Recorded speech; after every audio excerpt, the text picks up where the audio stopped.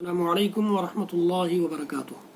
بسم اللہ الحمدللہ والصلاة والسلام علی رسول اللہ ومن تبعہ ووالاه وبعد۔ محترم ناظرین و سامعین، اسلامی بھائیوں، دوستوں، عزیزوں، ماؤں اور بہنوں، زکوٰۃ سیریز کے اس ویڈیو میں آپ سب کا خیر مقدم ہے۔ حضرات گرامی، ہم زکوٰۃ سیریز کے ویڈیوز میں 2-3 ویڈیو سے دیکھتے آ رہے ہیں کہ نفلی صدقوں کی فضیلت کیا ہے۔ جو ہم چھوٹے موٹے صدقے کرتے ہیں، غیر فرض، جو فرض نہیں ہے ہم پر، یعنی زکوٰۃ نہیں ہے، وہ صدقہ کر رہے ہیں ہم، اس کی کیا فضیلتیں ہیں یہ دیکھ رہے ہیں۔ آج بھی اسی چیز کو جانیں گے کہ معمولی چیز کا صدقہ بھی انسان کو آگ سے بچا سکتا ہے۔ یہ آپ نے کل جانا تھا، اور اسی طرح سے یہ جانا تھا آپ نے کہ افضل ترین صدقہ پانی کا صدقہ ہے۔ صدقہ کے لیے سفارش کرنے والے کو بھی ثواب ملتا ہے، یہ بھی ہم نے آپ نے جانا تھا۔ یہ جان لیجئے کہ صدقہ دینے سے مال میں کمی نہیں ہوتی۔ ہم یہ سمجھیں کہ بھائی سب کتنا صدقہ دیں، سب مال تو ہمارا ختم ہو جائے گا۔ عن ابی ہریرہ عن رسول اللہ صلی اللہ علیہ وسلم قال ما نقصت صدقۃ من مال وما زاد اللہ عبدا بعفو الا عزا وما تواضع احد للہ الا رفعہ اللہ، رواہ مسلم۔ صحیح مسلم کی روایت۔ ابو ہریرہ رضی اللہ تعالیٰ عنہ راوی کہتے ہیں کہ اللہ کے نبی صلی اللہ علیہ وسلم نے فرمایا کہ صدقہ مال کو کم نہیں کرتا، صدقہ سے مال کم نہیں ہوتا، اور اللہ تعالی بندے کو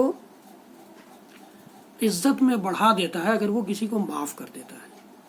اگر وہ کسی کو معاف کر دیتا ہے، کسی انسان کی غلطی کو معاف کر دیتا ہے، تو اللہ تعالیٰ اسے معزز بنا دیتا ہے، عزت میں عطا کر دیتا ہے۔ اسی طرح سے کوئی اللہ کے لیے تواضع اور انکساری اختیار کرتا ہے، عاجزی اختیار کرتا ہے، تو اللہ اس کو بلند کر دیتا ہے۔ تو اس حدیث میں دیکھیے کہ صدقہ سے مال کم نہیں ہوتا، یعنی ہم مال بظاہر تو ہم کو لگے گا کہ کم ہو گیا، لیکن اللہ تعالیٰ اسی کم بچے ہوئے مال میں اتنی برکت دے دے گا کہ ہم زیادہ مال سے وہ برکت حاصل نہیں کر سکتے تھے، وہ چیز حاصل نہیں کر سکتے تھے۔ اس لیے ہمیں اور آپ کو بڑھ چڑھ کر حصہ لینا چاہیے صدقے میں۔ تندرستی اور مال کی خواہش کے زمانے میں صدقہ دینا افضل ہے۔ ہم بیمار ہیں، تندرستی چاہتے ہیں، صحت مندی چاہتے ہیں، یا ہم مال میں برکت چاہتے ہیں، تو ایسے دنوں میں بھی ایسی چیزوں کے لیے بھی صدقہ کرنا چاہیے۔ صدقہ سے ہمارا یہ مسئلہ حل ہو سکتا ہے، ہماری یہ تمنا پوری ہو سکتی ہے۔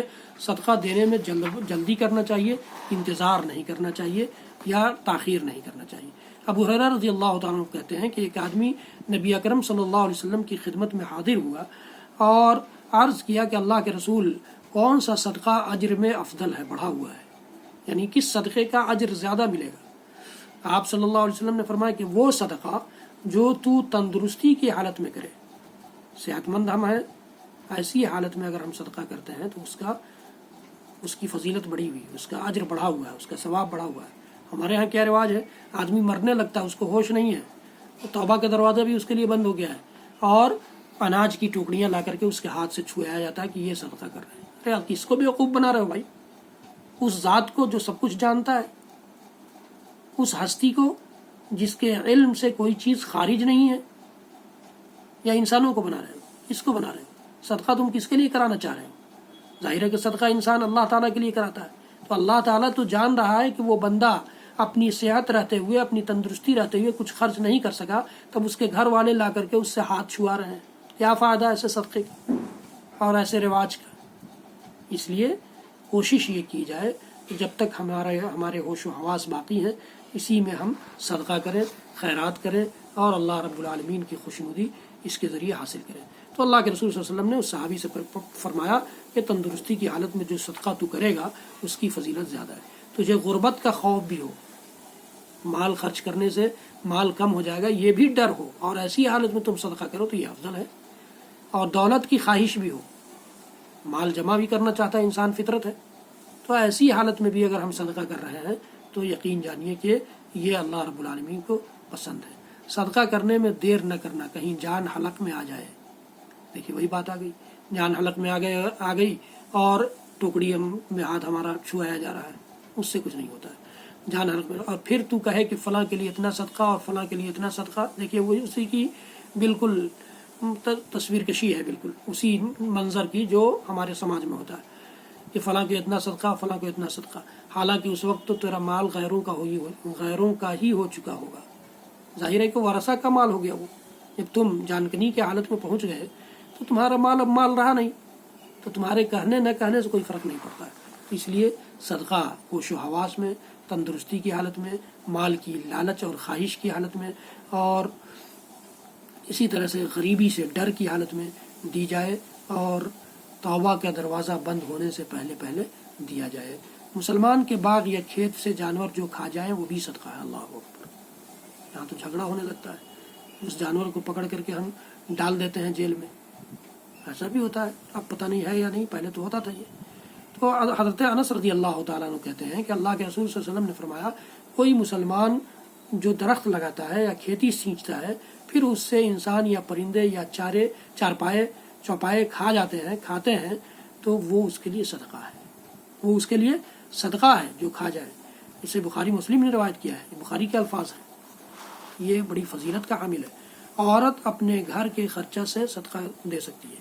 شوہر نے بیوی کو مال دیا کہ بھائی یہ خرچہ گھر کے خرچے کا پیسہ ہے، اب اس میں سے وہ صدقہ کر لے، کوئی حرج نہیں ہے، اس کا اجر انشاءاللہ العزیز اسے بھی ملے گا، اس کے شوہر کو بھی ملے گا۔ حضرت عائشہ رضی اللہ تعالیٰ فرماتی ہیں کہ اللہ کے رسول صلی اللہ علیہ وسلم نے فرمایا کہ جب عورت گھر کے کھانے سے صدقہ دے، بشرطے کہ شوہر کے ساتھ بگاڑ کی نیت نہ ہو، شوہر کے مال کو لٹانے کی نیت نہ ہو، شوہر کے ساتھ جھگڑا کرنا مقصد نہ ہو، تو اسے اس کا اجر ملے گا، اور اس کے خاوند کو کمائی کرنے کا بھی اجر ملے گا، اور خزانچی کو بھی اتنا ہی، اور کسی کا ثواب دوسرے کے ثواب کو کم نہیں کرے گا، کسی کو کم ہو کسی کو زیادہ نہیں۔